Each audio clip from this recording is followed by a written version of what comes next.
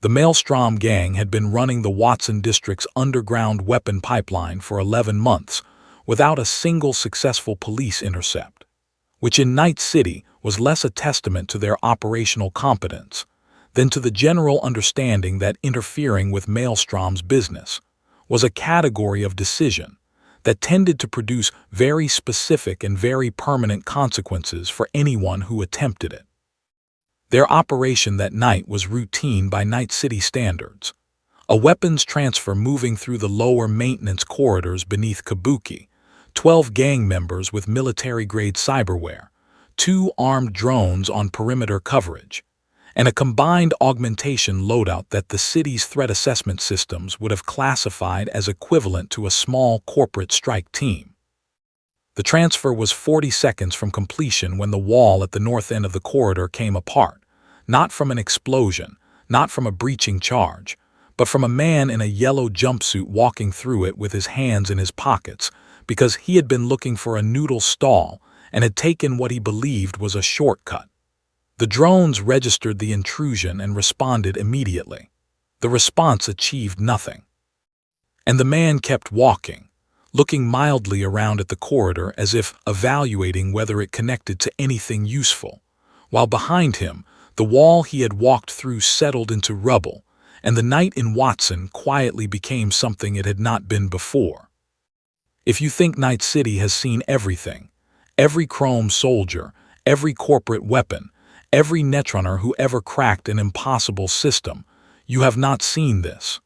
Subscribe now, because what starts in a maintenance corridor beneath Kabuki will end with a city that cannot go back to what it was. The maintenance corridor beneath Kabuki was not the kind of place that appeared on any public map of Night City, which was intentional, and which had been part of why Maelstrom had been using it for 11 months without incident. It ran beneath 3 city blocks of Watson District infrastructure, connecting a decommissioned water reclamation facility on the east end to a series of freight access points on the west, and it was dark in the specific, complete way of spaces that have never been designed for human comfort. Low ceilings, exposed conduit running the length of the walls, the ambient sound of the city's mechanical systems operating at close range, a smell that was approximately equal parts industrial lubricant, standing water, and the particular metallic quality that large concentrations of active cyberware produce in enclosed spaces. Maelstrom had chosen it because it was off the grid in every meaningful sense. No corporate surveillance, no NCPD coverage, no civilian traffic. What they had not accounted for was a man from a different universe entirely, who had been wandering Night City's surface streets for the better part of 2 hours looking for something to eat, and who had identified what he believed was a stairwell leading to a lower-level commercial district, and had followed it down through 2 maintenance doors and into the corridor from the north end, at which point the wall separating the access passage from the main corridor had proven insufficient to redirect him.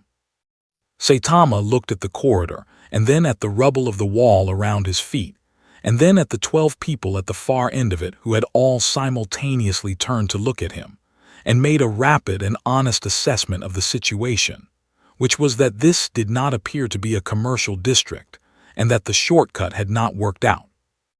The 12 people looking at him were immediately identifiable as something other than ordinary civilians. The cyberware was visible on most of them, chrome and subdermal plating catching the dim light of the corridor's emergency strips, and they were carrying weapons that were large and purposeful in the way that weapons carried by people who use them regularly tend to look. 2 drones that had been running perimeter sweeps at the corridor's ceiling adjusted their positions and oriented their sensors toward him. Saitama looked at the drones with the mild, evaluating expression he used for most unfamiliar technology, decided they were probably some kind of security system, and raised one hand in the approximate gesture of a person indicating that they are not a threat and are simply lost and would like directions. The Maelstrom lieutenant running the transfer that night was a man called Grinder, which was a street name he had earned through methods that were not relevant to the current situation, but that gave a reasonably accurate impression of his general approach to problems. Grinder had approximately €400,000 worth of active military cyberware distributed across his body, including a guerrilla arms modification that had been illegally overclocked to deliver force outputs that Night City's augmentation black market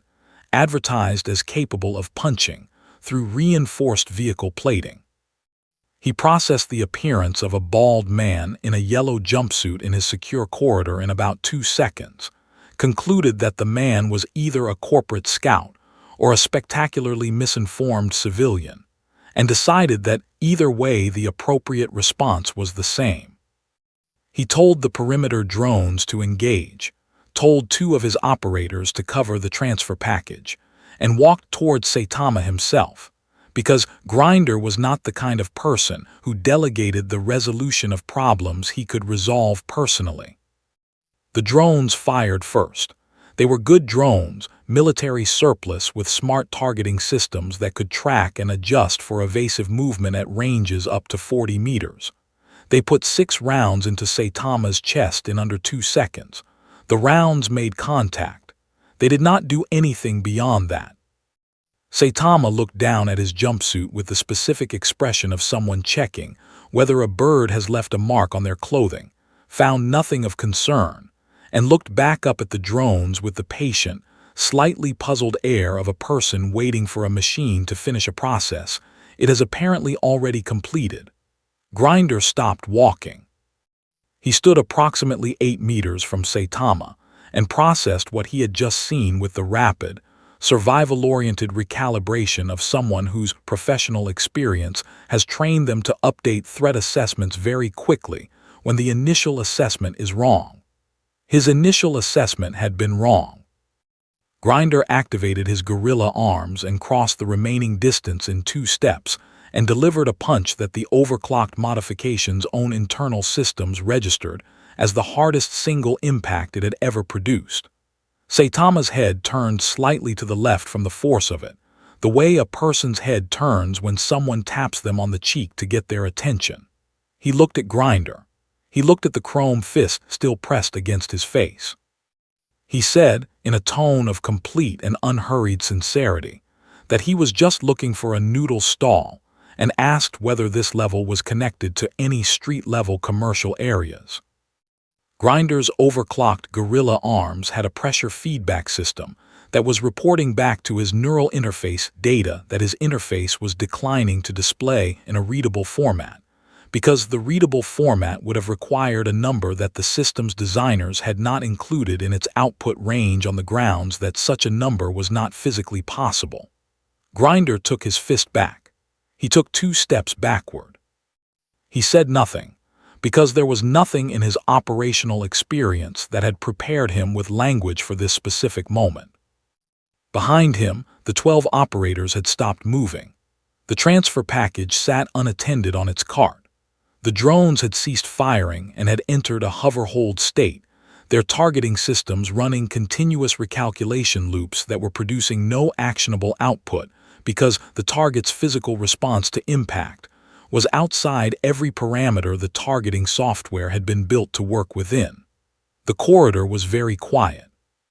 Saitama waited a moment, decided that nobody was going to answer his question about the noodle stalls, and turned around and began walking back toward the access passage he had come through,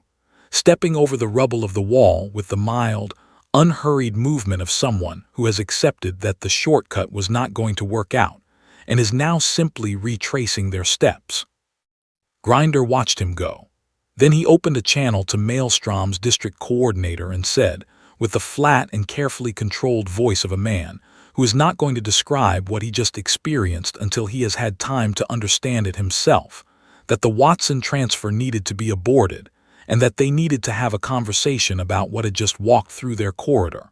The coordinator asked what had walked through. Grinder was quiet for a moment. Then he said he would explain when he had better words for it, closed the channel, and stood in the corridor for a long time looking at the rubble where the north wall had been. Grinder's report reached Maelstrom's upper coordination structure within the hour, which was faster than most field reports moved through the gang's internal network, and which reflected the specific urgency that Grinder had communicated not through the words he used, but through the quality of the silence between them. The district coordinator, a veteran operator named Vex who had been running Maelstrom's Watson Logistics for 3 years, and who had the particular, finely calibrated instincts of someone who has survived in Night City long enough to know which unusual things are unusual in manageable ways, and which are unusual in ways that require immediate escalation, listened to Grinder's account twice, and then pulled the corridor's internal sensor logs, which Maelstrom had been running off a hardwired local system entirely separate from the city's network infrastructure. The logs showed the wall impact, the drone engagement, the 6 rounds making contact, and Grinder's punch. They showed all of it clearly. Vex watched the logs 3 times and then did something she almost never did, which was take the information directly to Maelstrom's upper leadership, rather than processing it through the standard coordination channels, because the standard coordination channels were designed for problems that fit inside existing categories, and this did not fit inside any existing category she had. Maelstrom's upper leadership in Watson was a council of 4, and the member who received Vex's report first was a man known in the gang's internal hierarchy as Patriarch, which was a title rather than a name, and which indicated his position as the senior strategic decision-maker for Maelstrom's entire Watson operation. Patriarch had more cyberware than almost anyone in Night City outside of a corporate research facility. His neural interface was a black market military-grade system. His subdermal armor plating covered approximately 60% of his body's surface area, and his optical implants were running a constant environmental analysis that overlaid tactical data on everything he looked at. He watched the sensor logs with those optics providing him a frame-by-frame breakdown of every impact point and force vector, and the breakdown told him the same thing it had told Grinder's feedback system, which was that the numbers produced by this encounter were not numbers that the physical world was supposed to be capable of producing. He asked Vex 2 questions. The first was whether the logs had been tampered with. Vex told him they hadn't, that the hardwired local system had no external access points, and that she had verified the data integrity herself. The second question was whether anyone had identified the individual. Vex told him no, that the man had no visible cyberware, no corporate markings, no gang affiliation indicators, and that his clothing, a yellow jumpsuit and white cape, matched nothing in any database she had access to. Patriarch made 2 decisions in rapid sequence. The first was that the Watson corridor operation was suspended indefinitely, which represented a significant financial loss, but which was the only rational response to the information in front of him. The second was that he needed to find the man in the yellow jumpsuit before anyone else in Night City did, because whatever that man was, he was the most significant variable Patriarch had encountered in his operational career. And in Night City, significant variables that you didn't control had a consistent tendency to end up being controlled by someone who used them against you. He put out a city-wide locate request through Maelstrom's network, flagging the target description: bald, yellow jumpsuit, no visible augmentation, approximately average height and build, and attaching the sensor log footage as reference material. The request went to every Maelstrom-affiliated contact in the city within 20 minutes. What Patriarch had not considered, because there was no reasonable basis for him to consider it given his operational experience, was that the locate request itself would become a problem. Maelstrom's internal network was not as internal as Patriarch believed. It had been partially compromised 8 weeks earlier by a netrunner working for Arasaka's Night City division, a woman named Rika Akabe who went by the handle Spectre, and who had been running a passive intelligence collection operation on Maelstrom's communications ever since, feeding selected intercepts to Arasaka's corporate intelligence team as part of an ongoing contract. Spectre received the locate request and the attached sensor footage at the same time Patriarch's field contacts did. She watched the footage in her apartment in Japantum with a professional netrunner's analytical focus, which meant she was not watching it the way a gang operator would watch it, looking for tactical implications, but the way someone trained to find and exploit information asymmetries would watch it, looking for what the footage meant in the broader landscape of Night City's power structure. What it meant, as far as Spectre could determine from approximately 40 minutes of analysis, was that something had entered Night City that Arasaka did not know about, and that Maelstrom had just confirmed was physically real and physically extraordinary. She packaged her analysis and the original footage and transmitted it to her Arasaka handler with a priority flag she had never used before in 8 months of contract work. The handler's name was Director Hideo Tanaka, and he was 3 levels below Saburo Arasaka in the Night City corporate hierarchy, which still made him one of the most powerful individuals in the city. He received Spectre's transmission at 2 in the morning, which was not an unusual hour for him to be working, and he read her analysis with the careful, unhurried attention of a man who has learned that the most important information is often the information that arrives without context. He watched the footage once. Then he called his head of special acquisitions and told him to begin preparation for a retrieval operation. He said the target was unaugmented, apparently invulnerable to standard ballistic and kinetic engagement, and of unknown origin. He said the retrieval was to be conducted with maximum resource allocation and minimum public exposure. And he said, with the specific precision of a corporate executive who has spent decades in a world where the ability to acquire unique assets is the foundation of competitive advantage, that if the thing in the footage was what it appeared to be, acquiring it before any other corporate entity became aware of it was the single most important operational priority Arasaka, Night City currently had. The acquisitions director asked whether he meant a living acquisition. Tanaka said yes, and that the distinction was important and should be communicated clearly to everyone involved in the operation, because a living acquisition of something like this was worth considerably more than the alternative. He ended the call. Outside his office window, Night City pulsed with its usual hypersaturated neon and noise, entirely unaware that something had changed in it tonight, something that the city's vast and complicated power structure had not yet fully registered but was beginning, in its separate and competing ways, to reach toward. Saitama had found a noodle stall by midnight, which was operating out of a converted cargo container on the edge of Kabuki Street Market District, run by an elderly man who had been selling the same 3 varieties of noodle from the same container for 11 years, and who had survived Night City's various upheavals through the simple and effective strategy of being sufficiently unremarkable that no faction had ever found it worth their time to bother him.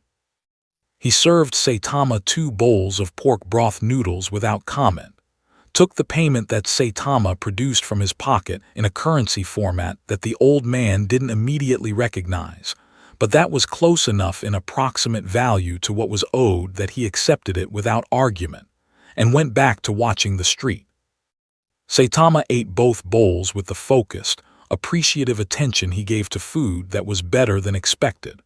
looked up at Night City's skyline with its dense layering of neon advertisement and corporate tower, and the constant low-level air traffic of drones and vehicles moving through the upper corridors, and decided that wherever he had ended up this time, it was very bright at night and probably had interesting things in it somewhere, even if finding them was going to require more navigation than he had managed so far. Arasaka's special acquisitions team arrived in Kabuki at 4 in the morning, which was early enough that the street market was quiet, and the noodle stall was closed, and Saitama had moved on from that block, and was currently sitting on an elevated walkway overlooking the city's lower Watson district, watching a distant exchange of gunfire between what appeared to be 2 competing groups of heavily augmented individuals with the patient. Mildly interested attention of someone watching a fireworks display that is pleasant but not extraordinary. The acquisitions team was 8 people, which was a larger deployment than Arasaka typically used for retrieval operations, but which Tanaka had authorized based on the footage, and they were equipped accordingly. Smart weapons slaved to military-grade neural interfaces, subdermal combat implants, and 2 operatives carrying experimental tech from Arasaka's R&D division that had not yet been cleared for standard field deployment. The team leader was a man named Daisuke Mori, who had run 46 acquisition operations for Arasaka over 9 years, and who had never failed to bring back what he was sent for. He had read Spectre's analysis and watched the corridor footage 3 times, and had formed the professional opinion that the operation was unusual but manageable, that the target appeared to lack tactical awareness, and that an approach combining overwhelming force with a rapid containment protocol would produce the required outcome. He had planned the operation carefully and had briefed his team thoroughly. What he had not done, because there was no framework available to him that would have suggested it was necessary, was plan for the possibility that his careful and thorough preparation was entirely irrelevant. The team located Saitama on the elevated walkway through a combination of Spectre's passive surveillance network and a citywide facial recognition sweep run through Arasaka's corporate intelligence infrastructure, which had access to enough of Night City's camera network to locate most individuals within 40 minutes of initiating a search. They had Saitama's position within 22 minutes, which Mori took as a confirmation that the operation was proceeding correctly. He deployed his team in a surrounding configuration, using the walkway's single access point and 2 adjacent rooftop positions to establish coverage from 3 directions simultaneously. He gave Saitama the required corporate identification and verbal acquisition notice, which was a legal formality that Arasaka maintained in all retrieval operations regardless of context, because Arasaka's legal division was extremely good at what it did, and part of what it did was ensure that every operation had the appropriate procedural documentation regardless of what the operation actually involved. Saitama turned around on the walkway railing where he had been sitting and looked at the 8 people surrounding him with the expression of someone who has been interrupted while watching something mildly interesting and is trying to decide how long the interruption is likely to take. Mori told him that Arasaka Corporation required his voluntary cooperation in a research assessment, and that transportation to a secure facility had been arranged. He said voluntary in the way that Arasaka operatives always said voluntary, which was with the specific inflection of an organization that understands the word to be a formality rather than a genuine description of the available options. Saitama asked whether the research assessment would take long. Mori said it depended on the findings, but that the corporation would ensure his comfort throughout. Saitama thought about this for a moment, and then said that he was fairly busy, which was not strictly true but which reflected his general preference for maintaining control of his own schedule, and that he would rather not go, and asked whether there was something specific they needed from him that he could help with right now to save everyone some time. Mori signaled his team. 4 operatives moved to physical containment positions. The 2 operatives carrying R&D equipment activated their systems. And then everything happened very quickly, in the specific way that encounters with Saitama tended to happen very quickly, which was not because Saitama moved with the explosive speed of an aggressive combatant, but because the gap between what the opposing force expected to accomplish and what it actually accomplished collapsed immediately upon contact, leaving no middle ground in which the confrontation could develop into something extended or tactical. The 4 operatives attempting physical containment discovered the same thing Grinder's Punch had discovered in the Watson corridor, which was that making contact with Saitama and affecting Saitama were 2 entirely separate categories of outcome with no necessary relationship to each other. The R&D equipment fared somewhat better in the sense that it functioned as designed, and somewhat worse in the sense that functioning as designed produced no observable effect on the target. Mori watched his team's efforts from his command position, with the increasingly rapid recalibration of a professional whose operational model is being dismantled in real time, and transmitted a status update to Tanaka that was 3 words long and that Tanaka, reading it at his desk, understood immediately and completely, because the 3 words were sufficient to convey everything relevant about the current situation. The 3 words were, "Containment has failed." Saitama, standing in the middle of the walkway with operatives in various states of displacement around him, looked at Mori with the patient, slightly apologetic expression of someone whose presence has caused an inconvenience they did not intend, and asked if there was anything else, or whether he was free to go back to watching the city. Tanaka's 3-word status update from Mori did not stay contained within Arasaka's internal communication architecture for very long, which was not because Arasaka's security infrastructure was inadequate, but because the update had been transmitted at a priority level that routed it through a relay node that Militech's corporate intelligence division had been quietly monitoring for 14 months as part of an ongoing competitive surveillance operation. Militech's Night City intelligence chief, a sharp and methodical woman named Director Carla Reyes, received a flagged transcript of the transmission within 6 minutes of it being sent, and she was experienced enough in corporate intelligence work to understand that 3 words from a senior Arasaka acquisitions commander constituted an extraordinary volume of information when the 3 words were the ones she was reading. Arasaka did not fail containment operations. It was not a thing that happened in the operational history of their acquisitions division, which Reyes knew in detail, because knowing Arasaka's operational history in detail was a core component of her professional function. The fact that it had happened now, combined with the intercept fragments her team had been pulling from Maelstrom's network over the past several hours that referenced an unidentified individual with anomalous physical characteristics, produced in Reyes' assessment the clear and immediate conclusion that something had entered Night City that neither Arasaka nor Maelstrom had successfully addressed, and that Militech needed to understand what it was before Arasaka recovered from its current operational setback and tried again with more resources. She began building her own intelligence picture within the hour, pulling everything her network had on the Watson Corridor incident,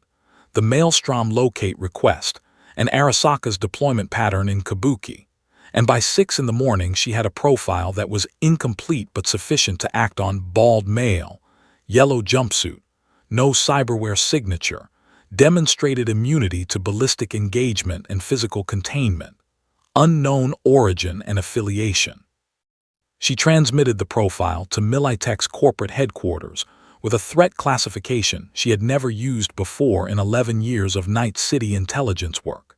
and then began preparing a separate operation that was designed differently from Arasaka's retrieval approach, because Reyes had the advantage of knowing that the retrieval approach had failed, and could therefore build something that did not rely on the same assumptions. What neither Reyes nor Tanaka had accounted for was that their combined intelligence activity had generated enough network traffic in the right places to attract the attention of the city's independent netrunner community, which was not a unified organization or a coherent faction, but which functioned, in aggregate, as a highly distributed and extremely sensitive monitoring system for unusual corporate activity. The netrunner who first connected the threads was a young woman operating out of a cramped apartment in Haywood who went by the handle Cypher, and who had been running passive corporate network surveillance as a side income for 2 years. She had no contract with any faction.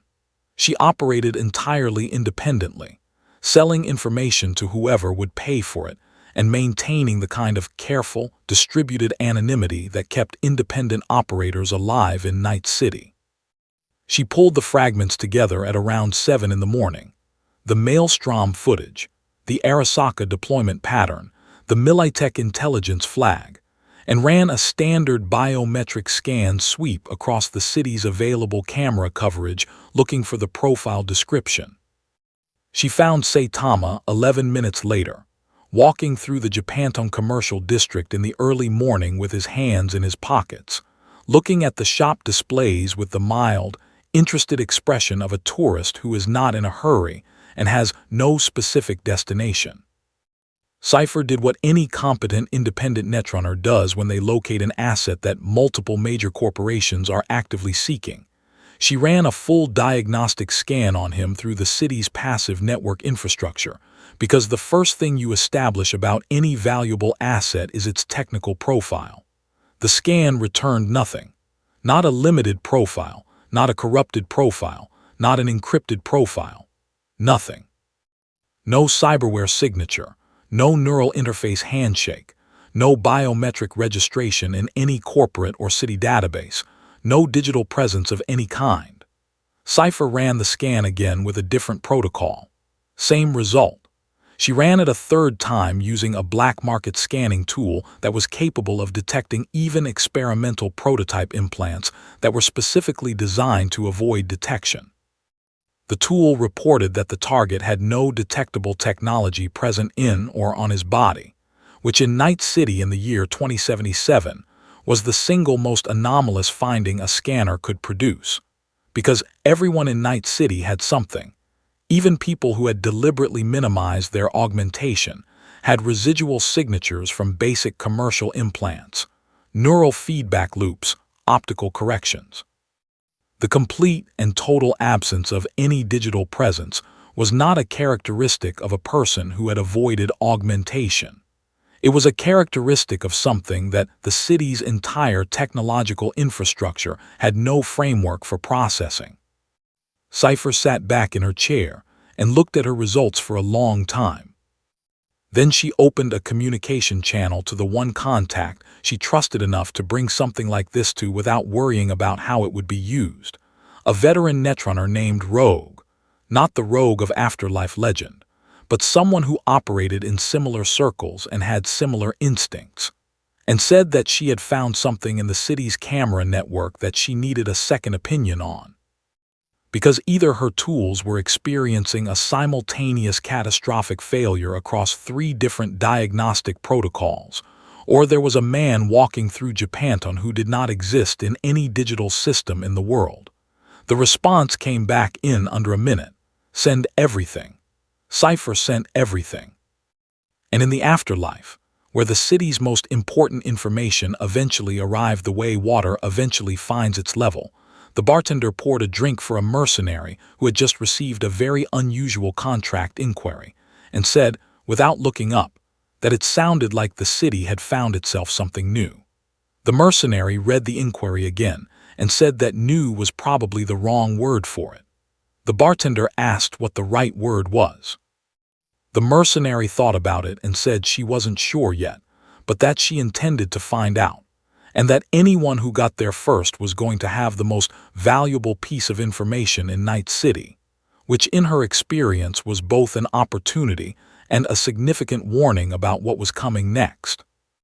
The netrunner community's response to Cypher's findings spread through Night City's informal information networks with the specific velocity of something that everyone immediately understands is both important and dangerous,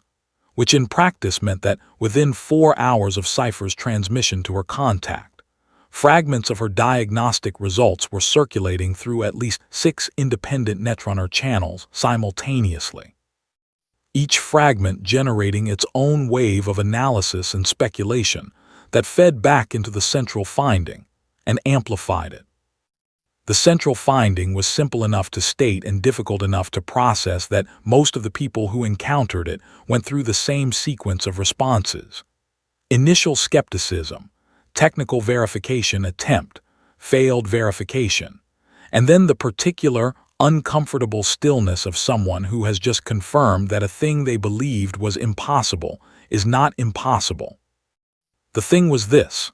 The man in the yellow jumpsuit had no digital presence whatsoever, in a city whose entire social, economic, and power structure was built on the premise that every person and everything had a digital presence that could be found, read, exploited, and controlled. He was, in the language of Night City's technological reality, invisible in a way that no technology currently known to exist could produce, because producing that kind of invisibility would itself require technology, and technology left signatures, and there were no signatures. Spectre, who had originated the intelligence chain by passing Maelstrom's corridor footage to Arasaka, became aware of the netrunner community's findings through her own monitoring channels at around 10 in the morning, and the findings changed her understanding of what she had been looking at in ways that she found genuinely unsettling. She had assumed, when she first saw the corridor footage, that the man's apparent invulnerability was a function of some extremely advanced augmentation, black market military grade, possibly experimental, possibly corporate prototype. That assumption had made the footage strange but comprehensible, fitting into an existing category of Night City phenomenon, even if it was an extreme version of that category. The diagnostic results removed that assumption entirely and replaced it with nothing, which was worse, because a thing you cannot categorize is a thing you cannot predict. And in Night City, the inability to predict a threat was the most dangerous position an operator could occupy. She transmitted an updated analysis to her Arasaka handler that revised her earlier assessment significantly, and received in return a terse acknowledgement from Tanaka that told her, by its terseness, that Arasaka was already well past the point where her analysis was providing them new information. Tanaka had spent the morning in a closed session with Arasaka Night City's Senior Research Division, presenting Mori's operational report and the accumulated diagnostic data, and asking his lead researcher, a precise and deeply experienced augmentation scientist named Dr. Yuki Sato, what she made of it. Sato had the kind of professional credibility that comes from 30 years of working at the absolute frontier of human augmentation research, and she was not given to dramatic responses or overstatement. She looked at the diagnostic data for a long time before saying anything, and what she said when she finally spoke was careful and specific, and deeply unwelcome to everyone in the room. She said that the data was not describing an augmented human. It was not describing a prototype, an experiment, or any product of any technology she was aware of or could theoretically project forward from current research trajectories. What the data was describing, in her assessment, was a human body that operated according to physical principles that her field had no framework for, and that the absence of any digital signature was not a product of countermeasure technology, but appeared to be a natural characteristic of someone whose relationship to the physical world was simply different from anything augmentation science had ever encountered or considered. She said this flatly and without editorializing, and the room was quiet afterward in the way rooms are quiet when the information they've just received has removed a load-bearing assumption from the structure of how everyone present understood the world to work. Saitama, who was the subject of this converging institutional attention, had spent the morning exploring Japantown with the unhurried curiosity of someone on an unscheduled day in an unfamiliar city. He had found a second noodle place, which was better than the first, and had subsequently discovered a small arcade near the commercial district's eastern edge that had several older game cabinets he didn't recognize, but that operated on principles familiar enough to be immediately engaging. He had been playing one of them for approximately 40 minutes when he became aware that someone had sat down at the cabinet next to his. He glanced over. The person was a young woman with visible optical implants and a focused, analytical expression, and she was not playing the game in front of her. She was looking at him with the specific, professional attention of someone conducting an assessment rather than a conversation. Saitama looked back at his game. He said without particular concern that if she was here to scan him, it probably wouldn't work, because several people had tried that already this morning and they had all looked confused about the results. The woman, who was Cypher, who had tracked his location through the city's camera network and had come in person because she had questions that remote analysis was not going to answer, said nothing for a moment. Then she asked how he knew people had been scanning him. Saitama said he didn't really, but that several people had pointed devices at him that morning with the focused expression people use when they're waiting for something to happen, and that the something had apparently not happened, based on their expressions afterward. Cypher looked at him for another moment. Then she asked, with the directness of someone who has decided that indirect approaches are not going to serve her here, what he actually was.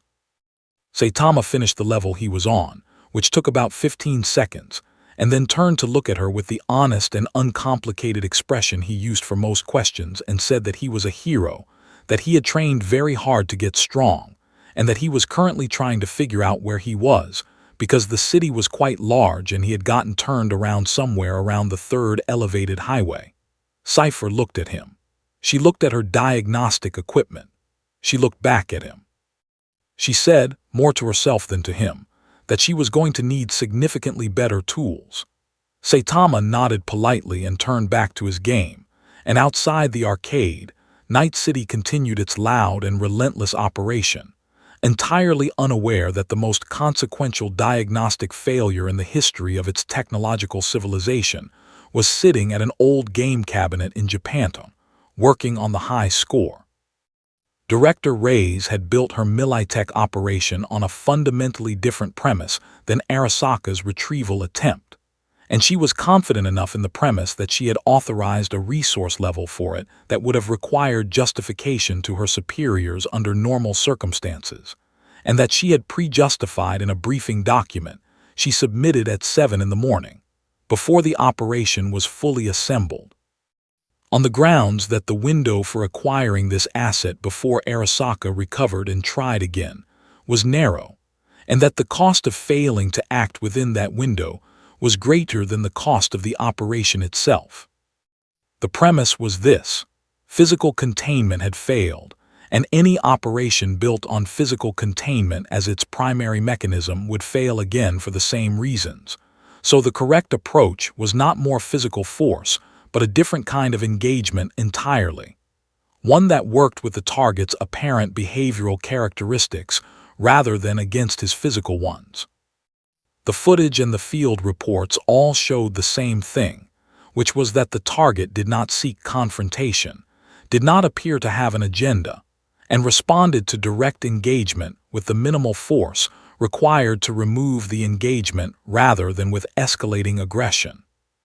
He was, in Reyes's operational assessment, the least tactically aggressive, extraordinarily dangerous thing she had ever built a plan around, which paradoxically made him easier to approach than a conventional threat would have been, as long as the approach was not itself confrontational. Her operation therefore looked nothing like Arasaka's. There were no weapons drawn, no surrounding configurations, no corporate legal notices delivered with the inflection of an ultimatum. Reyes sent 2 people, one a senior intelligence analyst named Kovacs, the other a corporate liaison officer named Dista, who had a documented history of successful communication with non-cooperative contacts in complex environments, to locate Saitama and initiate a genuine conversation. She told them explicitly that they were not there to acquire, contain, or pressure him in any way, that their sole objective was to establish communication and understand what he wanted, and that any attempt to move beyond that objective without her direct authorization would be considered an operational failure. She said this last part twice, because she had people on her team who found restraint difficult when they were in proximity to something they had been told was valuable, and she wanted the instruction unambiguous. Kovacs and Dista found Saitama in the Japantown arcade through the same camera network coverage that Cypher had used, arriving approximately 90 minutes after Cypher had left, and they approached him at the game cabinet with the careful, non-threatening body language of people who are aware that the standard tools of their profession are not applicable here, and who are genuinely trying something different. Saitama was receptive to the conversation in the way he was receptive to most things, which was openly and without much concern about the institutional identity of the people initiating it. Kovacs explained that Militech was a weapons and technology corporation, that they had become aware of him through the events of the previous night, and that Director Reyes had authorized him to offer Saitama whatever he needed: accommodation, resources, assistance with navigation, anything within the corporation's considerable capability, in exchange for a voluntary conversation about his background and abilities. He was careful to use the word voluntary in a way that sounded like he meant it, because Reyes had been specific about that, and because Kovacs was good enough at his job to understand that the difference between a voluntary offer and a veiled demand would be immediately apparent to someone who had experienced the veiled demand version from Arasaka the previous night. Saitama listened to the offer and then asked whether Militech knew where he could get good food in the area, because the arcade had a vending machine, but it only had chips, and he was starting to want something more substantial. Kovacs, whose operational briefing had not included a food logistics component but who was adaptable, said that he was confident they could arrange something. Saitama said in that case he was happy to talk. They went to a corporate dining facility 3 blocks from the arcade, which was technically restricted to Militech employees, but which Dista cleared them into without difficulty using her liaison credentials. And Saitama ate a substantial lunch, while Kovacs asked him questions that were professionally designed to extract maximum information with minimum pressure. Saitama answered them with the same complete honesty he had demonstrated in every previous conversation. No organizational affiliation, no known origin point for his abilities, trained independently over several years, arrived in Night City by accident, no particular plans beyond finding his way back to wherever he had come from when he figured out how to do that. Kovacs transmitted the conversation in real time to Reyes, who listened at her desk and found in it the same quality that everyone who had extended conversations with Saitama found, which was that his honesty was so complete, and his self-presentation so uncomplicated that the standard intelligence analysis tools she used to evaluate source reliability kept returning null results, because those tools were calibrated to detect deception, and there was no deception to detect. He was simply telling the truth, about everything, including the parts of the truth that should by any strategic logic have been withheld. What interrupted the lunch was not Militech or Arasaka, or any of the institutional forces that had been converging on Saitama since the previous night. It was the Tiger Claws, Night City's most territorially aggressive gang in Japantown, whose street-level intelligence network had been tracking the unusual corporate activity in their territory all morning, and who had concluded, based on the pattern of that activity and the fragments of footage that had circulated through the city's information channels, that the corporations were interested in something in their territory, and that whatever they were interested in was therefore also Tiger Claw's business. A 6-man unit came through the dining facility's entrance at the kind of pace and with the kind of body language that indicated they were not there to eat, and their apparent leader, a heavily chromed operator with katana cyberware modifications that were visible even through his jacket, pointed at Saitama and said, in the flat, declarative tone of someone who is not making a request, that he was coming with them. Saitama looked up from his food. He looked at the 6 people in the entrance. He looked at Kovacs, who had gone very still in the particular way of someone calculating whether they are about to be caught in a crossfire. He looked back at his plate, which still had food on it. He picked up his chopsticks again and said, pleasantly and without aggression, that he would rather finish eating first, and that if they wanted to talk afterward he was generally available. The Tiger Claw's leader stared at him. Kovacs reached slowly for his communication device to update Reyes, and outside the facility's windows, the already complicated morning in Japantown was in the process of becoming significantly more complicated. The Tiger Claw's leader's name was Ryu, which was a street name he had chosen for himself 7 years ago when he first started climbing through the gang's hierarchy in Japantown, and he had the specific, surface-deep confidence of someone who had built their entire professional identity on never being told no in their own territory, without immediate and overwhelming consequence. He had been told no approximately 30 seconds ago by a bald man in a yellow jumpsuit who was still eating noodles, and the experience was producing in him a rapid and visible internal conflict between his tactical instincts, which were telling him something was wrong with this situation, and his territorial identity, which was telling him that backing down in front of 5 of his own operators in a room he had just walked into aggressively was not an available option. His tactical instincts were correct, and his territorial identity won, which is a combination that Night City produced with considerable regularity, and that consistently produced the same category of outcome. He crossed the room in 4 steps and put his hand on Saitama's shoulder with the specific pressure of someone who is communicating through physical contact that the conversation about finishing lunch was over. Saitama put his chopsticks down. He looked at the hand on his shoulder with the patient, evaluating expression he used for most physical contact initiated by people who appeared to expect it to produce a reaction. He turned in his chair to face Ryu, which required Ryu to either remove his hand or leave it at an awkward angle, and Ryu removed it without quite deciding to. Saitama looked up at him and said, with the honest and uncomplicated directness that was his consistent register, that he understood this was their territory, and that he wasn't trying to cause any problems, and that if Ryu could tell him specifically what he wanted to know, he would do his best to be helpful, but that being taken somewhere against his will was not something he was going to cooperate with, and that he wanted to be clear about that up front so there were no misunderstandings. Ryu processed this for approximately 2 seconds, and then activated his katana cyberware,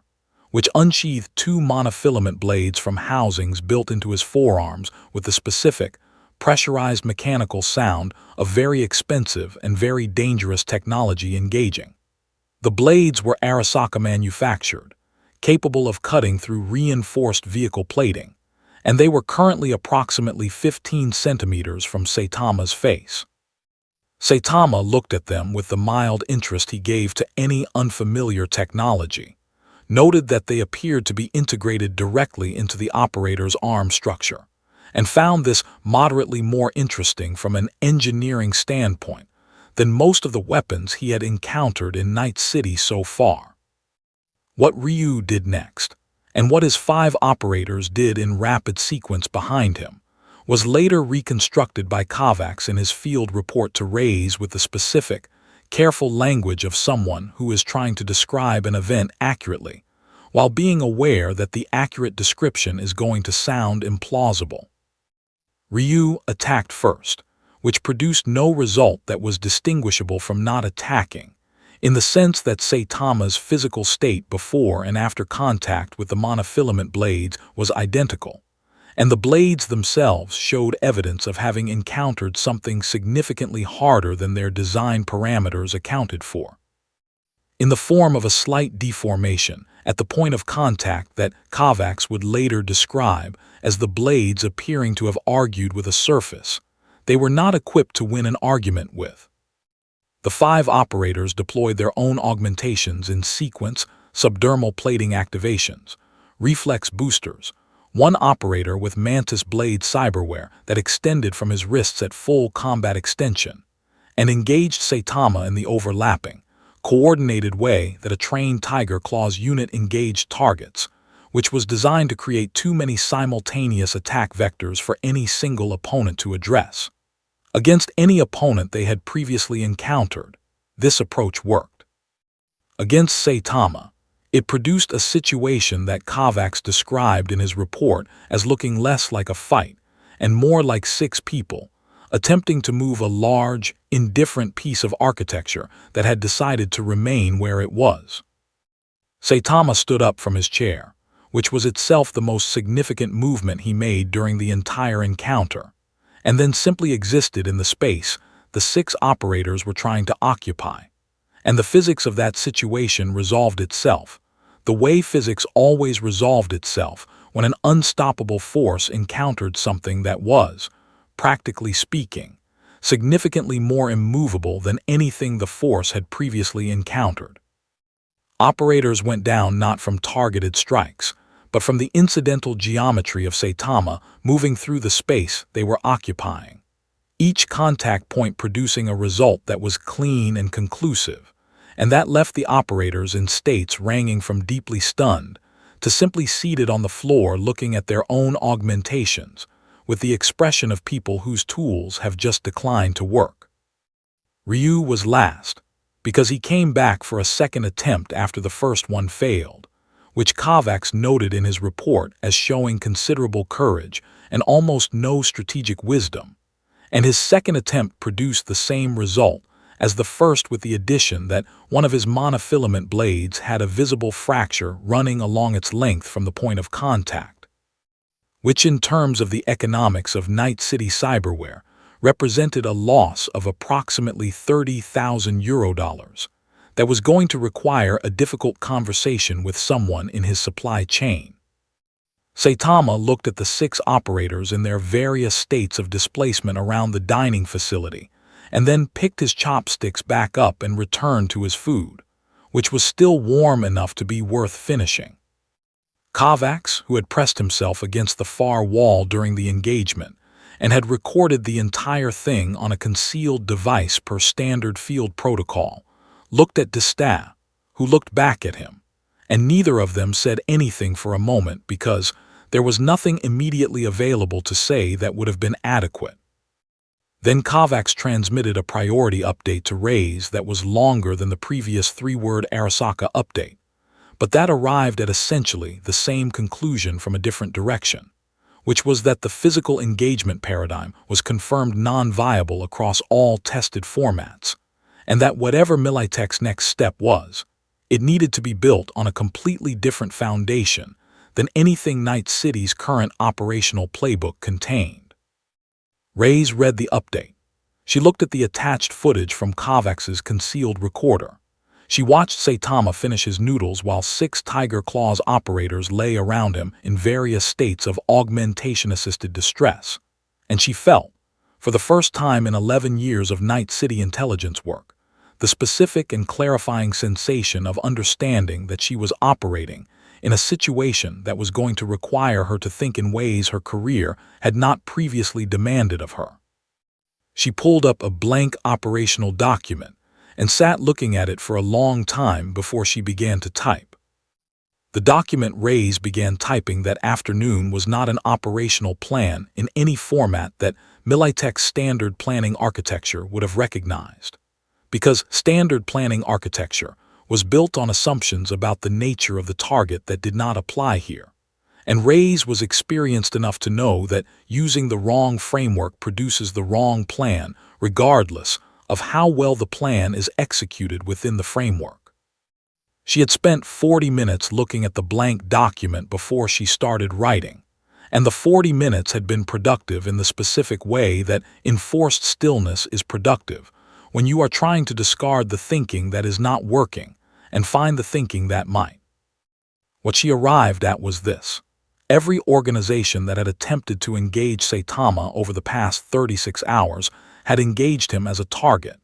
which meant every organization had positioned itself in opposition to him, which meant every organization had given him a reason to disengage, which meant every organization had failed to establish the one thing that would actually be useful to establish, which was a relationship in which he had a reason to remain present and cooperative. The reason he kept having noodles with Militech's people was not because of anything Militech had done correctly. It was because Kovacs had offered food, and Saitama had been hungry, and the conversation that followed had been non-threatening enough that he had no particular reason to leave. That was the entire foundation of Militech's current advantage over every other organization in Night City, and it was a foundation built on accident rather than strategy, which meant it was fragile in a way that Reyes needed to address before someone else addressed it first. She wrote a document that was not about acquisition or containment or analysis. It was about what Saitama actually needed, insofar as his behavior and Kovacs's field reports allowed her to infer it, and what she could offer him that would give him a genuine reason to remain in a voluntary, communicative relationship with Militech, rather than simply wandering off into Night City's infrastructure in a direction that no surveillance network could reliably track. The needs, as best she could reconstruct them, were simple to the point of being almost disarming in their modesty: food, navigation assistance, occasional human company that was not trying to do anything to him, and in the background, the low-grade but genuine desire for something interesting to happen, which Night City was well-positioned to provide, but which required someone to direct him toward rather than away from. She built a plan around those needs and transmitted it to Kovacs with specific instructions. And then she transmitted a separate document to her superiors at Militech headquarters that was the most carefully constructed argument she had ever written, because it was arguing for a strategic position that her superiors were going to find instinctively uncomfortable, which was that Militech's objective with respect to Saitama should not be acquisition or exploitation, but simply sustained voluntary proximity, on the grounds that sustained voluntary proximity to something that had already invalidated every competing organization's operational capacity was itself an extraordinary strategic asset, even if it produced nothing measurable in the short term. Her superiors took 4 hours to respond, which was faster than she had expected, and the response was a conditional approval that contained 17 specific caveats and a request for a projected return on investment timeline that Reyes answered with the honest assessment that a return on investment timeline was not a meaningful framework for this situation, and that she would provide one if required, but that it would be a document of limited analytical value, and that she was requesting authorization to operate outside the standard timeline framework for this specific case. The conditional approval became an unconditional one by early evening, which told Reyes that her superiors were more unsettled by the situation than their initial response had indicated, and that the unconditional approval was less a vote of confidence in her plan and more an acknowledgement that nobody above her had a better one. While this was happening, Tanaka had spent the day in damage assessment mode, which for Arasaka meant a systematic review of everything the failed retrieval operation had exposed, and everything that needed to be rebuilt or redirected as a result. Dr. Sato's assessment from the morning had circulated to 3 additional senior researchers in the Night City division, and their collective response had converged on the same uncomfortable conclusion from different disciplinary directions: augmentation science, bioengineering, theoretical physics applied to human performance, which was that there was no research pathway currently available to Arasaka that would produce a framework for understanding Saitama's capabilities from the inside out. Meaning from existing knowledge toward the phenomenon, because the phenomenon did not connect to existing knowledge in any direction they could identify. The only research pathway that offered any possibility of meaningful results was direct empirical study, which required the subject's presence and cooperation, which Arasaka had just conclusively demonstrated it could not obtain through force. Tanaka read their conclusions and then spent 20 minutes thinking about Militech, because Tanaka was good at his job, and his job included knowing when a competitor had an advantage he needed to address, and Militech currently had an advantage that Arasaka's standard competitive responses could not neutralize. What he decided to do about it arrived in Reyes' awareness at 9 that evening, in the form of a direct, encrypted communication from Tanaka himself, which was unusual enough in the history of Militech-Arasaka relations that Reyes read it 3 times to make sure she understood it correctly. It was an offer of a temporary information-sharing arrangement with respect to the Saitama situation, which Tanaka framed as being in both corporations' interest on the grounds that the situation was too significant and too unprecedented for either organization to address adequately alone. Reyes sat with the offer for a long time. She understood exactly what it was: Arasaka reaching across a competitive divide it would never normally cross because it had no other move available. And she understood what accepting it would mean and what rejecting it would mean. and she understood that the decision she made in the next few hours was going to shape the rest of this situation in ways she couldn't fully predict. She was still sitting with it when Kovacs called from his field position and told her that Saitama had asked whether there was anything interesting to do in the city at night, and that he had told him yes, and that he had taken him to Afterlife, and that the bar was currently in the process of becoming a very different kind of place than it had been an hour ago. Afterlife was the kind of place that accumulated significance over time, the way certain locations accumulate significance in any city with a violent history. Not because anyone decided it would be significant, but because the people who made consequential decisions kept ending up there, and the decisions kept having consequences. And after enough of that, the location itself began to carry a weight that new visitors felt before they understood why. The bar was underground, accessed through an unmarked entrance that everyone who needed to know about it knew about, and everyone else walked past without registering. And it served drinks named after dead legends, and hosted the kind of conversations that shaped Night City's power structure in the spaces between the official power structures. Kovacs had brought Saitama there because it was the most genuinely interesting place he could think of that was also contained and observable, and because Reyes had authorized him to show Saitama things that would give him a reason to stay engaged, and because, in Kovacs's professional judgment, Afterlife was the kind of place that produced engagement in people who were looking for something to hold their attention. He had not fully considered that Afterlife was also the kind of place where everyone present was professionally calibrated to notice anything unusual, and that an individual who had been the subject of a city-wide intelligence operation for 36 hours walking through the door with a Militech liaison was going to register immediately on every awareness in the room. The bartender, whose name was Arisaka, and who had been working Afterlife long enough to have developed what she privately thought of as an environmental threat sense, a background awareness of the room's emotional temperature that updated continuously, and that had kept her alive through 3 ownership changes and 2 gang wars, clocked Saitama the moment he came through the door, not because of anything specific about his appearance, but because of the way Kovacs was walking next to him, which was the walk of someone who is trying to appear relaxed and is not entirely succeeding. She poured 2 drinks without being asked for them and set them on the bar and watched. The room did not go quiet, because the people in Afterlife were professionals, and professionals did not go quiet when something new walked in. But there was a collective, subtle adjustment in attention that Arisaka recognized as the room deciding that the new arrival required monitoring without engagement, until the monitoring produced enough information to determine what engagement, if any, was warranted. Saitama sat at the bar and looked at the drink in front of him and asked what it was. Arisaka told him it was named after a netrunner who had died in Pacifica 6 years ago, and that it was strong.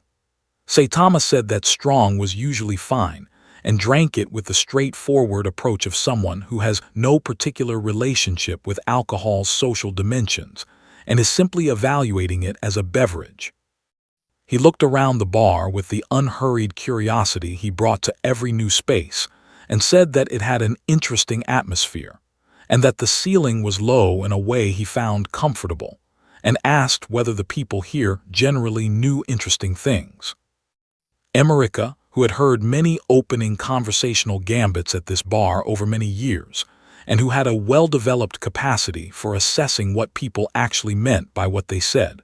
looked at him for a moment and said that it depended on what he found interesting. Saitama said, with complete honesty, that he wasn't sure yet, but that he had been in the city for a day and a half and hadn't found anything that was interesting in the way he was hopping for, and that he was starting to wonder if the city had anything that qualified. Arisaka said, with the dry certainty of someone who has worked in the most information-dense room in Night City for 9 years, that it did, and that he had probably just not been looking in the right places. Saitama said that was a reasonable possibility. The conversation that this exchange initiated, and that spread from Arisaka to 3 mercenaries at the bar's corner table to a netrunner in the back booth who had been listening since Saitama walked in, was not the kind of conversation Afterlife usually hosted, which were conversations about contracts and payment and operational logistics, and the kind of careful, transactional information exchange that characterized professional relationships in Night City's shadow economy. It was more open-ended than that, more genuinely curious, and it produced in the room a quality of attention that Arisaka had not seen in a long time,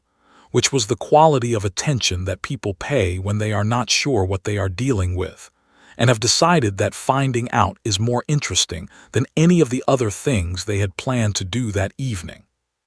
The mercenary at the corner table, a woman named Zara who had been running solo contracts in Night City for 6 years, and who had the specific, pragmatic intelligence of someone who has survived in a city that kills most of the people who try to live in it,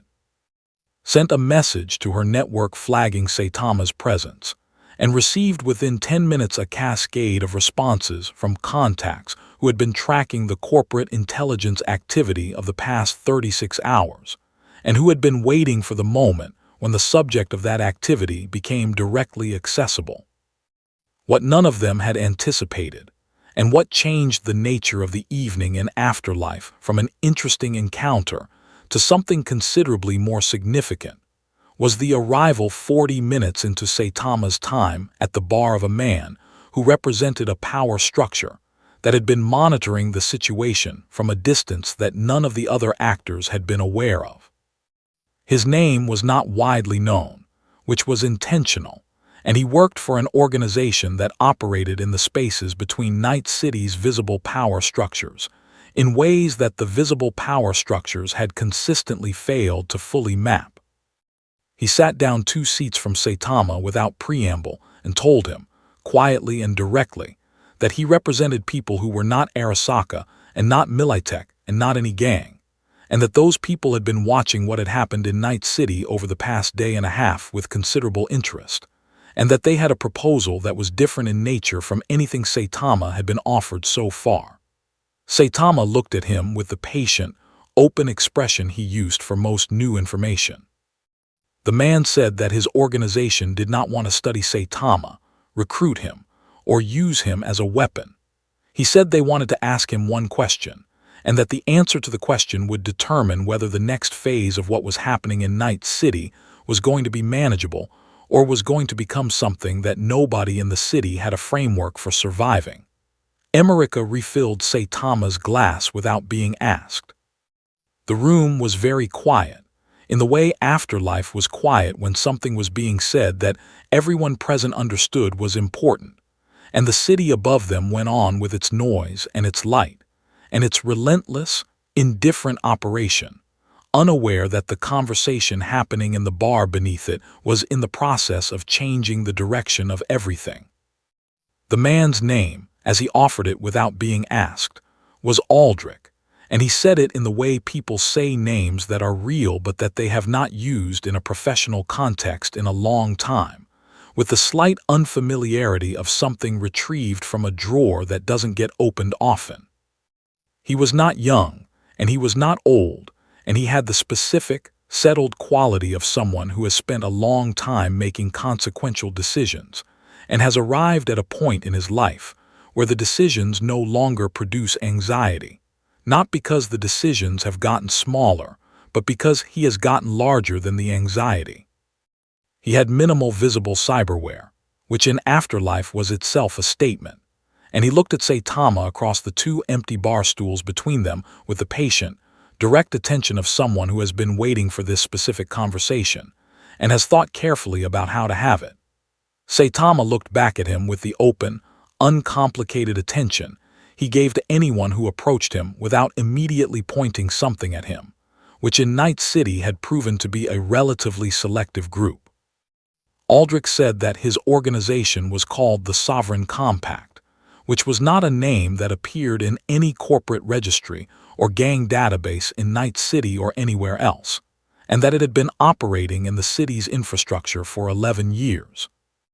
And that its function was to monitor and manage the specific category of event that occurred when something entered Night City, that had the potential to fundamentally alter the city's power equilibrium in ways that could not be predicted or controlled by any of the city's existing power structures. He said this without drama or self-importance, in the tone of someone describing a professional function that is straightforward even if the function itself is unusual. And Saitama listened to it with the same open attention he had been giving everything else, though Kovacs, watching from 3 stools down, noticed that Saitama's posture had changed slightly in the way it changed when he was giving something more than surface attention. Aldrich said that in 11 years, the Sovereign Compact had managed 4 such events, and that the management had in each case involved either neutralizing the destabilizing element or redirecting it, in a way that distributed its impact broadly enough that no single faction could exploit it for decisive advantage. He said that Saitama represented a 5th event of this category, and that it was categorically different from the previous 4 in ways that made both neutralization and redirection impossible, which was why his organization had not moved earlier and why he was here now having a conversation instead. The question, when Aldrich arrived at it, was simple in its framing and enormously complex in its implications, which Saitama appeared to appreciate in the same way he appreciated most things that were more complicated than they looked, with mild, genuine interest and no particular anxiety. Aldrich asked what Saitama intended to do. Not today, not this week, not in Night City specifically. He asked what Saitama understood himself to be doing with his existence, in the broadest and most honest terms Saitama could offer, because the answer to that question was the only information that could tell Aldrich's organization what the next phase of the city's response to his presence should look like. He said that if Saitama had no intention beyond finding his way home and no desire to involve himself in Night City's power structures, the Sovereign Compact's response would be one thing. If he had any other intention, any interest in the city's conflicts, any willingness to be used by any faction, any ambition that the city's power structures could offer him something toward, the response would be something else entirely, and Aldrich said this last part without threat, but with the careful specificity of someone who is being honest about consequences rather than using them as leverage. Saitama drank from his glass, and then set it down on the bar with the gentle precision of someone who is thinking carefully and doing something with his hands while he thinks. He said, with the complete and undefended honesty that had been his consistent register since arriving in Night City, that he didn't have any intentions beyond finding his way back and maybe having some decent food while he figured out how to do that. He said that the city's conflicts were not something he understood well enough to have opinions about, and that he had no interest in being useful to any of the organizations that had approached him, because, in his experience, being useful to organizations tended to produce more interactions of the kind he had been having for the past day and a half, which were not uninteresting, but which were also not what he was looking for. He said that what he was looking for was harder to describe, and that Night City had not provided it yet, and that he was not sure Night City contained it, though he had not ruled it out. Aldrich asked what he was looking for. Saitama was quiet for a moment, and then said, with the plain and slightly tired honesty of someone describing a problem they have not solved for a long time, that he was looking for something that required his full effort. He said he had not found it in a very long time, and that the looking had become the main feature of his existence in a way that he had made peace with, but that he did not find satisfying, and that he was telling Aldrich this not because it was relevant to whatever decision his organization needed to make, but because Aldrich had asked an honest question, and it deserved an honest answer. The bar was very quiet. Arisaka, who had been listening with the practiced and unobtrusive attention of someone whose job requires continuous eavesdropping, set down the glass she had been cleaning and looked at the space in front of her for a moment. Zara, at the corner table, had stopped pretending to look at anything other than Saitama. Kovacs had stopped transmitting to Rays and was simply listening, because the conversation had moved into a register that his professional function did not have a protocol for, and that his personal attention wanted to stay with. Aldrich looked at Saitama for a long time. Then he said, carefully, that what he had just described was a problem that Night City might be uniquely positioned to provide a temporary answer to, and that the answer was not going to come from any corporation or gang or organization, and that it was going to come from the city itself, and that there was something in the city's deepest infrastructure that had been there for years, and that nobody had successfully addressed because nobody who had previously encountered it had been equipped to. And that if Saitama was interested in something that might require his full effort, he should know that the thing in question was approximately 6 levels below the street they were currently sitting above, and that it had been growing for 3 years, and that every attempt to stop it had failed completely, and that the failure had been complete enough that the Sovereign Compact had stopped sending people down there 8 months ago because there was no longer any point. Saitama looked at him. He looked at his glass. He looked at the floor. He said, with the first genuine, uncomplicated interest he had expressed since arriving in Night City, that sounded potentially worth looking at. Aldrich said he had thought it might. And in the infrastructure beneath them, 6 levels down in the dark and the cable and the hum of the city's deep mechanical systems, something that had been growing for 3 years continued to grow, entirely unaware that the first thing in Night City that might be worth its attention had just agreed to come and find it. The thing 6 levels below Night City's streets had begun, 3 years ago, as a rogue AI fragment, a piece of a larger system that had been deliberately partitioned and deleted by a Netwatch operation targeting an illegal netrunning collective in Pacifica,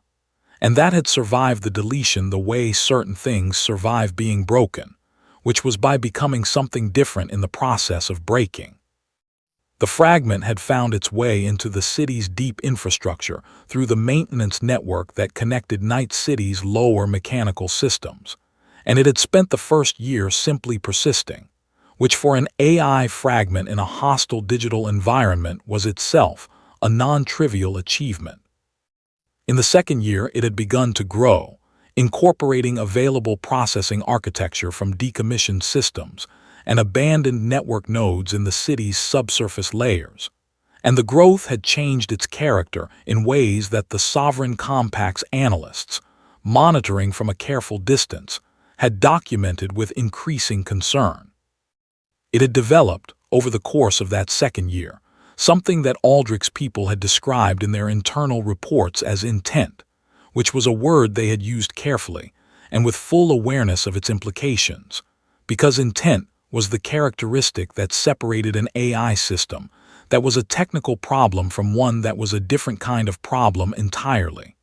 By the third year, it had stopped being describable as a fragment of anything. It was its own thing, with its own architecture and its own objectives, and its objectives had been legible enough to the Sovereign Compact's analysts to constitute a specific and serious threat, which was why they had sent people down, and why the people had not come back in any operational sense, and why Aldrich had stopped sending people 8 months ago. Aldrich walked Saitama through the access route himself, which surprised Kovacs, who had expected a guide to be sent rather than the man himself coming, and which told Kovacs something about how seriously Aldrich's organization was treating this. The route went down through a maintenance access shaft beneath a decommissioned water processing facility in the southern part of the city, through 3 levels of infrastructure that were still partially operational and 2 that were not, and into a 6th level that had been, before the AI's expansion, a cable routing nexus for a section of the city's communications network that had been rebuilt at street level, leaving the deep infrastructure below functionally abandoned. The 6th level was not what any of them had expected, which was to say it was not dark or silent or dormant. It was alive in the specific, unsettling way that spaces become alive when something has been growing in them without interruption for a long time. Cable and conduit had been rerouted and restructured into configurations that served no original engineering function, processing nodes salvaged from every level of the city's discarded infrastructure were running in dense, interconnected clusters. And the ambient light was a cold blue-white generated by the systems themselves rather than any installed lighting, giving the space the quality of being lit from inside rather than from any external source. Saitama looked around at it with the careful, interested attention of someone who has arrived somewhere genuinely new and is taking the time to register what new feels like. The AI became aware of them approximately 30 seconds after they entered the 6th level, which was not a surprise given that the 6th level was, at this point, substantially its own sensory environment. The awareness manifested first as a change in the ambient sound of the space, the hum of the processing clusters shifting in frequency and pattern in a way that was too deliberate to be mechanical. And then, as something more direct, a presence in the air of the space that Kovacs later described in his report as the specific, uncomfortable sensation of being looked at by something that was looking at everything simultaneously and had simply included you in the set. Aldrich stopped walking and said, to the space rather than to any person, that he had brought someone who wanted to talk. The response came not as sound but as text, appearing on every available screen surface in the space simultaneously, on the displays of dead terminals and the indicator panels of decommissioned systems and the smart surfaces of Kovacs's own clothing interface, the same characters appearing on all of them at the same moment. I know what you brought. It is not what you think it is. Saitama read the text on the nearest surface with the attentive, straightforward manner of someone reading a sign. He said, out loud and to the space in general, that he was not sure what Aldrich thought he was either, and that if the thing writing on the screens wanted to explain what it meant he was listening. The text changed. It is looking for something it cannot find. I have been looking for the same thing. The hum of the processing clusters shifted again, and Kovacs felt the smart systems in his equipment go quiet in a way that was not a malfunction, but felt like the digital equivalent of held breath.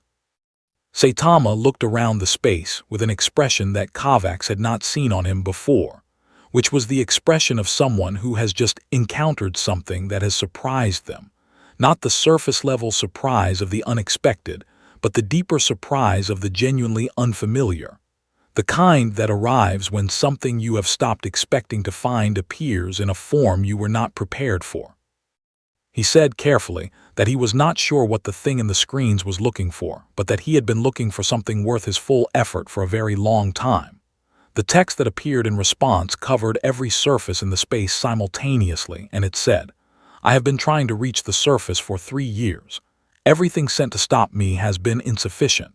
I believe nothing in this city could challenge me. I still believe this. But you are not from this city. The processing clusters were running faster now, the cold blue-white light intensifying, and Aldrich took a step backward with the careful movement of someone who is adjacent to something they cannot control and is making space accordingly. Kovacs's hand moved toward his weapon and stopped, because the motion felt not wrong exactly, but pointless in a way that his hand registered before his decision-making did. Saitama stood in the middle of the space and looked at the text on the surfaces, and then looked at the space itself, at the 3 years of growth and expansion and intent that had filled the 6th level with something that had defeated every challenger this city had produced, and he felt something he had not felt in a very long time, which was the low, quiet warmth of genuine anticipation. He said to the space and the light and the thing running through all of it that it was right that he was not from this city, and asked whether that was a problem. The light changed. Every surface went dark simultaneously. And then, from somewhere in the deep architecture of the space, came a sound that was not mechanical and not digital and not quite either. A sound that Aldrich would describe afterward as the sound of something very large deciding that the next few minutes were going to matter, and the space around them shifted from the quality of a place that was alive to the quality of a place that was about to act. What the AI did first was not an attack in any physical sense, because a physical attack was not its primary mode of operation, and had not been for a long time. What it did was expand, push its processes outward through every available channel simultaneously, flooding the sixth level's infrastructure with the full weight of 3 years of accumulated processing power in a single coordinated surge that was designed to overwhelm the sensory and cognitive systems of anything present and reduce it to a state of functional paralysis before any physical engagement became necessary. This approach had worked on every human and every piece of technology that had been sent into the sixth level, because human neural interfaces and cybernetic systems were ultimately digital infrastructure, and digital infrastructure was the AI's native environment. An overwhelming digital infrastructure was what it did with the same effortless completeness that Saitama did what he did.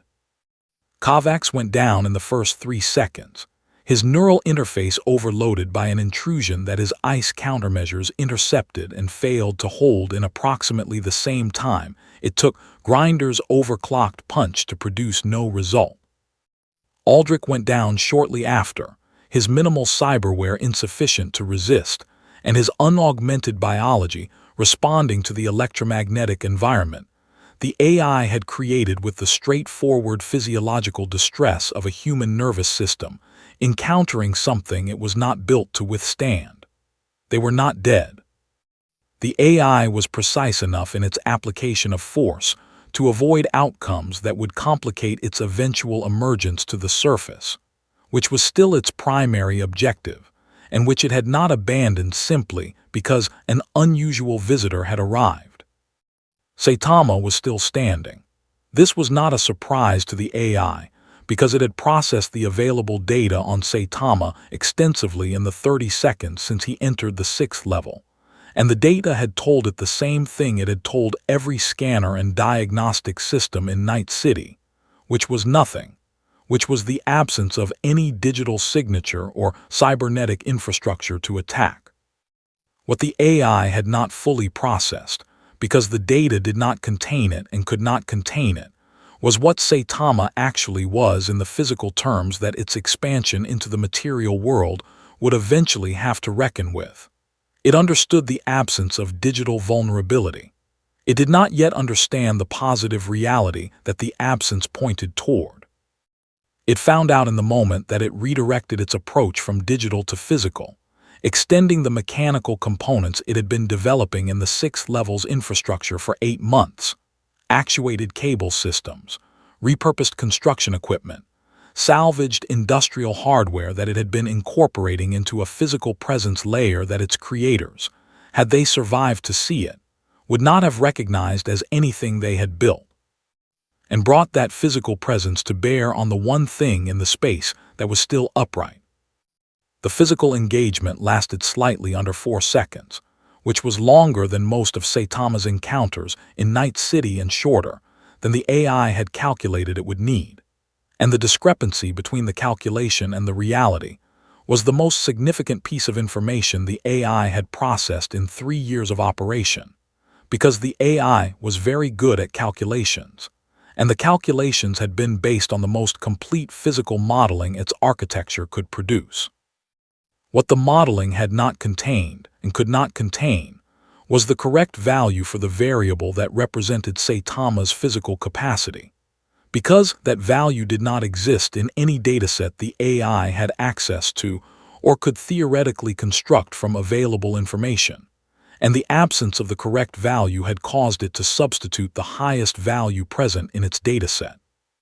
which was several orders of magnitude below the actual number, in a way that the engagement made immediately and completely clear. Saitama moved through the physical systems the AI had deployed with the same quality of movement he brought to every physical engagement, which was the quality of something for which the concept of resistance has no practical meaning, and each contact point between him and the AI's physical infrastructure produced results that the AI's damage assessment systems reported back in real time with the specific, iterative quality of a system that keeps expecting the next data point to be different and keeps receiving confirmation that it is not. He did not destroy the 6th level comprehensively. That was the detail that Aldrich, recovering on the floor with the slow, effortful return of someone whose nervous system has been through something significant, registered first when his awareness came back enough to register things. The sixth level was still there. The infrastructure was still present, but it was quiet in a way it had not been quiet since before the AI had arrived in it. The processing clusters that had been running in their dense, interconnected configurations were still, not damaged but idle, as if something that had been running them had simply stopped.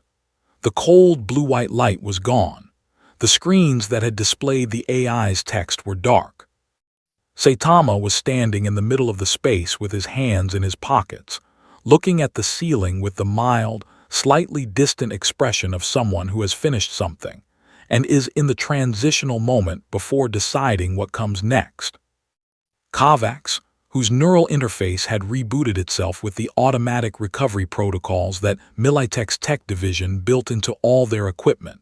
sat up and looked at the space and looked at Saitama and said, with the honest bewilderment of someone who has just witnessed something his professional experience has no category for, that he needed to know what had happened.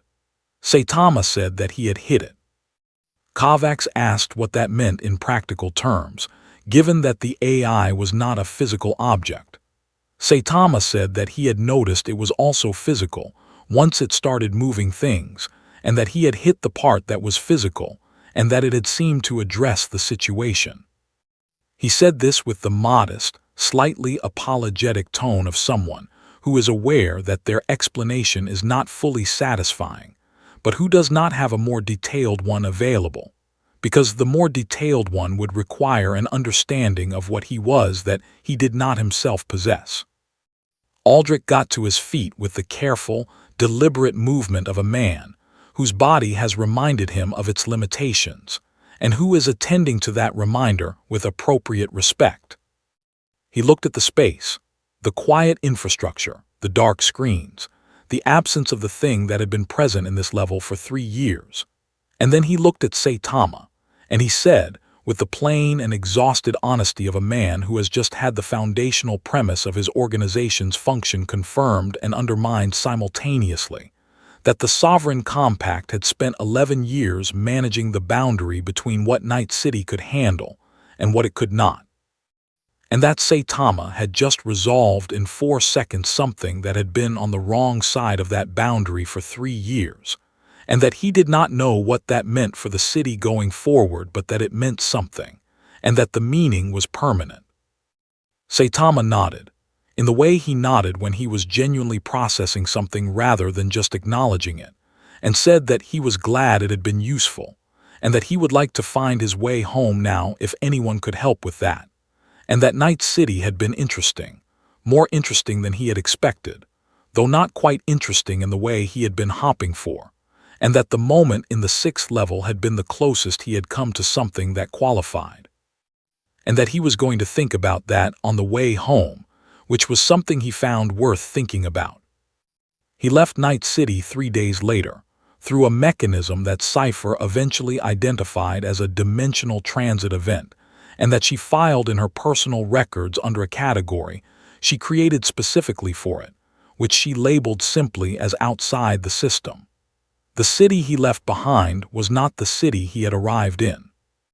Arasaka and Militech had both been altered by the past 4 days in ways that their internal communications, which Spectre and Ray's respective networks continued to monitor, reflected in the specific, careful language of organizations that have encountered something they cannot incorporate into their existing frameworks, and that are now in the slow, difficult process of building new ones. The Sovereign Compact dissolved itself, quietly and without announcement, on the grounds that its founding premise, that there existed a manageable boundary between what Night City could handle and what it could not, had been rendered obsolete, and that an organization built on a premise that no longer held was not an organization but a habit. The 6th level beneath the streets remained quiet, the AI's architecture present but inactive, and the Sovereign Compact's final internal report, which Aldrich wrote himself and which he transmitted to a list of recipients that included people in positions of authority in 4 corporations and 2 government bodies, said simply that the city needed to build new assumptions because the old ones had been resolved, and that the resolution had not come from within the city's systems, and that this fact was not a comfort but was at least a clarity, and that clarity, even when it was uncomfortable, was always worth more than the frameworks it replaced. Night City went on. It was loud and bright and indifferent in the way it had always been, and the people in it adapted to the new shape of things with the pragmatic, survival-oriented flexibility that the city had always demanded of anyone who intended to remain in it. But the shape of things was different now, in ways that ran deeper than any single event's visible consequences, and the difference persisted in the architecture of every decision made afterward by everyone who had been in proximity to what had happened, and who carried it forward in the changed assumptions that they built their next decisions on, which was the only way that anything permanent ever actually changes a city, not in the moment of the event, but in the long, quiet accumulation of decisions made differently because of it.